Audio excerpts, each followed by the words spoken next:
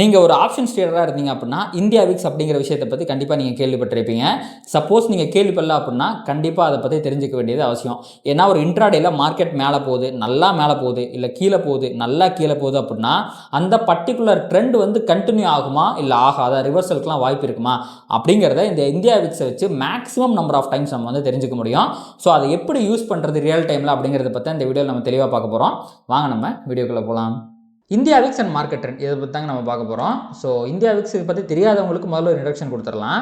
So India Vicks அப்படிங்கிறது என்னன்னா fear இண்டெக்ஸுங்க. Fear index இந்த சென்ஸ் மார்க்கெட்டில் ட்ரேட் பண்ணுற ட்ரேடர்ஸ் வந்து பயத்தோடு ட்ரேட் பண்ணுறாங்களா இல்லை பயம் இல்லாமல் ட்ரேட் பண்ணுறாங்களா அப்படிங்கிற மெஷர் பண்ணுறது ஒரு காஜ் தான் வந்து பார்த்திங்கன்னா இந்த இந்தியா விக்ஸ் அப்படிங்கிற இந்த டூல். ஓகேங்களா? ஸோ நீங்கள் ட்ரேடிங் வியூவில் போனீங்க அப்படின்னா இந்தியா விக்ஸ் அப்படின்னு கொடுத்தீங்க அப்படின்னா நமக்கு வந்துடும். ஸோ இதுதான் வந்து பார்த்திங்கன்னா நம்ம இந்தியா விக்ஸ்ன்னு சொல்கிறோம்.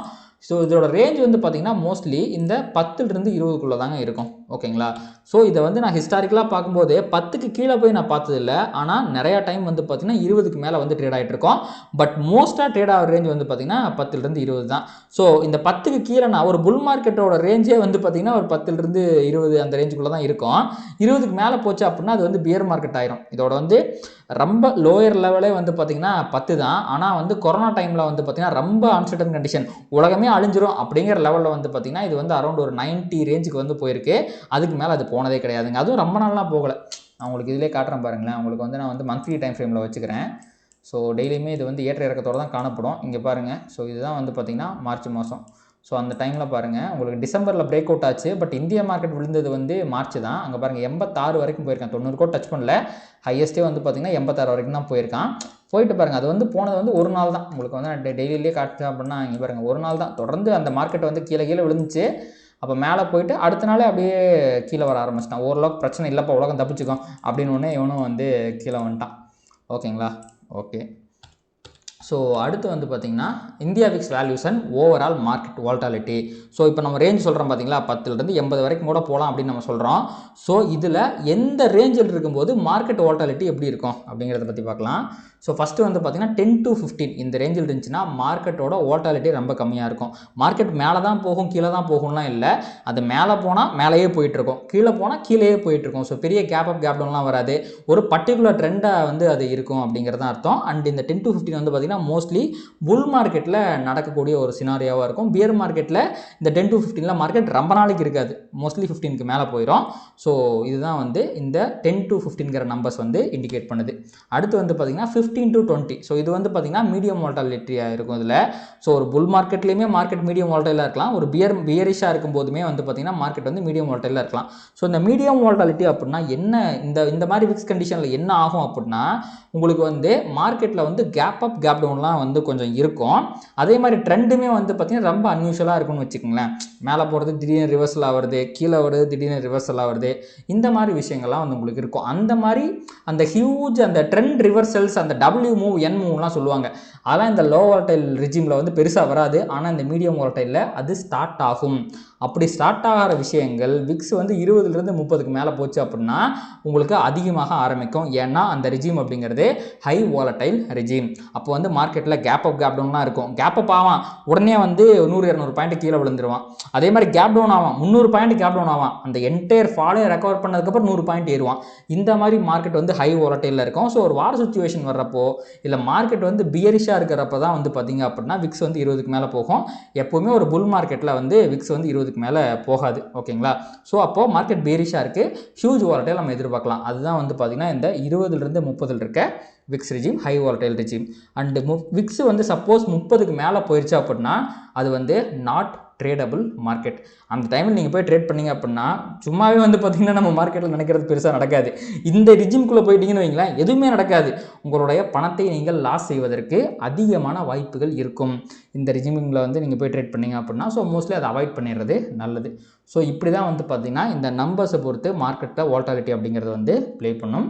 ஸோ அடுத்து வந்து முக்கியமாக இன்ட்ராடேயில் வந்து இந்த இந்தியா விக்ஸ் ட்ரெண்டை எப்படி கண்டுபிடிக்கிறது, இந்த இந்தியா விக்ஸை வச்சு ட்ரெண்ட் எப்படி கண்டுபிடிக்கிறதுங்கிறத பார்க்கலாம். ஸோ ஃபஸ்ட்டு வந்து பார்த்திங்கன்னா இந்தியா விக்ஸ் வந்து ரைஸ் ஆகுது.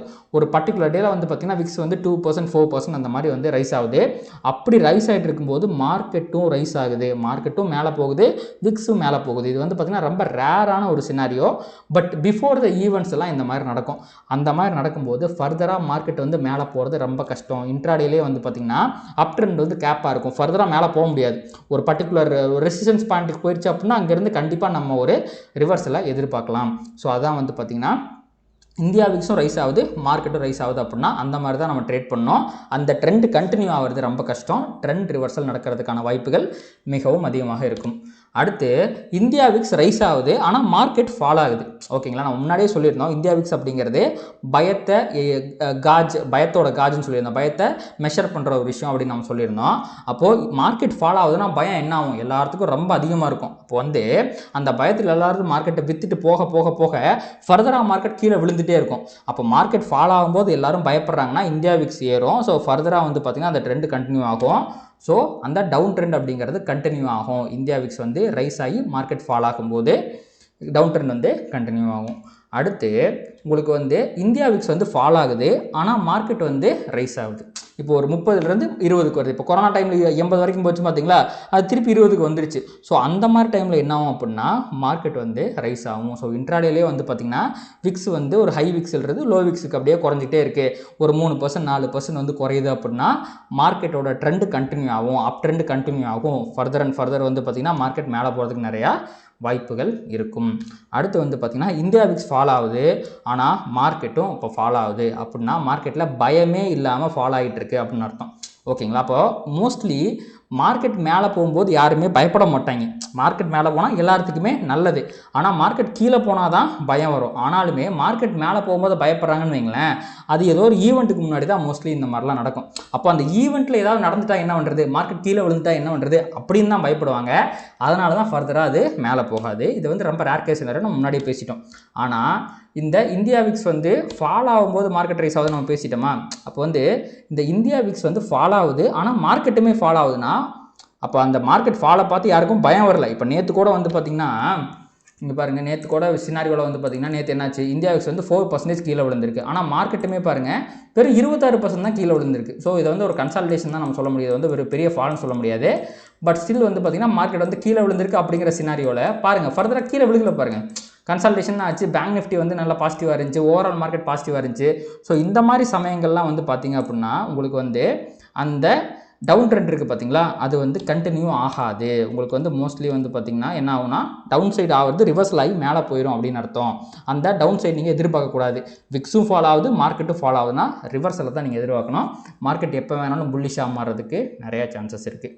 ஸோ இப்படி தான் வந்து பார்த்திங்கன்னா இந்தியா விக்ஸை யூஸ் பண்ணி நம்ம ஈஸியாக இன்ட்ராடே ட்ரெண்டும் ப்ரெடிக்ட் பண்ணலாம். அதே மாதிரி பொசிஷனலாகவே மார்க்கெட் சென்டிமெண்ட் எப்படி இருக்குது அப்படிங்கிறதுமே நம்மளால் ப்ரெடிக்ட் பண்ண முடியும். பட் மார்க்கெட் ரிஜிம் மாற மாற இதில் சிறிய மாறுதல்கள் வரலாம். நான் அப்சர்வ் பண்ணுற வரைக்கும் நான் சொல்கிறேன். கண்டிப்பாக இந்த வீடியோ உங்களுக்கு புரிஞ்சிருக்கும் அப்படின்னு நான் நம்புகிறேன். சப்போஸ் நீங்கள் ஒரு பிகினராக இருந்து நீங்கள் புரியல அப்படின்னா இந்த வீடியோ இன்னொருக்கா பாருங்கள், கண்டிப்பாக அது புரியும். ஸோ உங்களோட ட்ரேடிங் டிசிஷன்ஸ் இம்ப்ரூவ் பண்ணுறதுக்கு கண்டிப்பாக இது ஹெல்ப்ஃபுல்லாக இருக்கும். ஸோ இந்த வீடியோ உங்களுக்கு பிடிச்சிருந்துச்சு அப்படின்னா இதை லைக் பண்ணுங்கள், கமெண்ட் பண்ணுங்கள், அண்ட் ட்ரேட் பண்ணுற மற்ற நண்பர்களுக்கும் ஷேர் பண்ணுங்கள். அது யூடியூப் அல்காரிதம் ட்ரிகர் பண்ணி நம்ம நிறைய பார்வையாளர் நம்ம சேனலுக்கு கொண்டு வந்து சேர்க்கும். நன்றி.